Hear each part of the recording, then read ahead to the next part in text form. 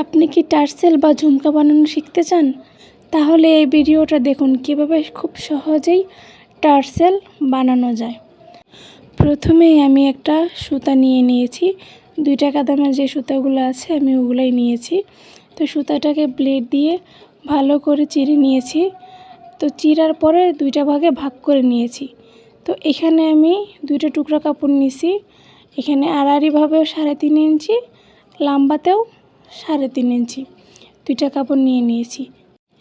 ওই কাপড়ের উপরে আমি যে সুতাগুলো 2টা ভাগে ভাগ করে নিয়েছি, ওই সুতার এক পাট আমি ওই একটা কোণা থেকে মিডলের যে কোণাটা ওই কোণার মধ্যে ভাঁজ করে নিয়েছি।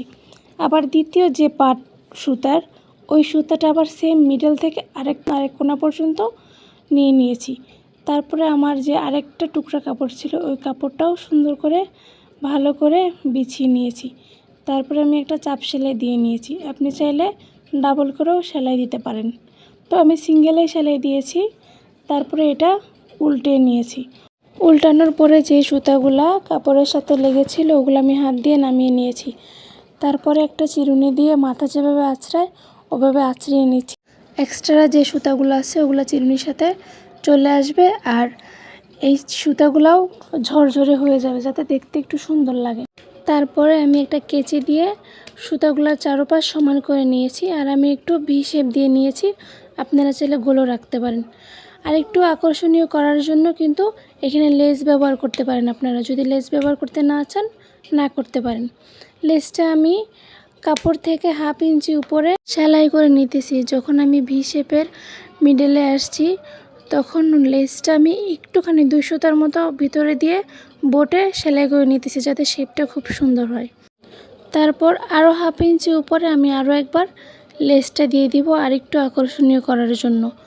আমি যেভাবে প্রথমে বলছি ঠিক একইভাবে আমি ভি শেপের মতো লেসটা লাগিয়ে নিচ্ছি। আপনারা কিন্তু চাইলে একটা লেসও দিতে পারেন বা লেস না দিয়েও কিন্তু তৈরি করতে পারেন। তারপরে এইখানে যে চিকন দড়িটা দেখতেছেন এটা কিন্তু আসলে দড়ি না, আমি দড়ি বানাইনি। এটা হচ্ছে চিকন লেস। যাদের কাছে লেস আছে, যারা লেসের কাজ করেন তারা কিন্তু খুব ভালো করেই চিনবেন এটাকে। তো আমি এই লেসটাকে মিডলে রেখে কোনাকুনিভাবে একটা চাপ সেলাই দিয়ে নিয়েছি। তারপর এটা আমি উল্টে নিচ্ছি। এই তো আমার টার্সেল বা ঝুমকা বানানো কমপ্লিট। তো আমি কিন্তু 2টা টার্সেল বানাইছি, একটা ক্যামেরাতে দেখানো হয়েছে আর একটা ক্যামেরার বাহিরে আমি সেলাই করে নিয়েছি। এরকমের আকর্ষণীয় ভিডিও পেতে আমার চ্যানেলের সাথে থাকুন। আর যদি আপনাদের কোনো মন্তব্য থাকে বা নতুন কোনো ডিজাইন শেখার ইচ্ছা হয় বা দেখার ইচ্ছা হয় তাহলে কমেন্টে অবশ্যই জানাবেন। আজকের ভিডিওটা কেমন হলো জানাতে কিন্তু ভুলবেন না। আল্লাহ হাফেজ।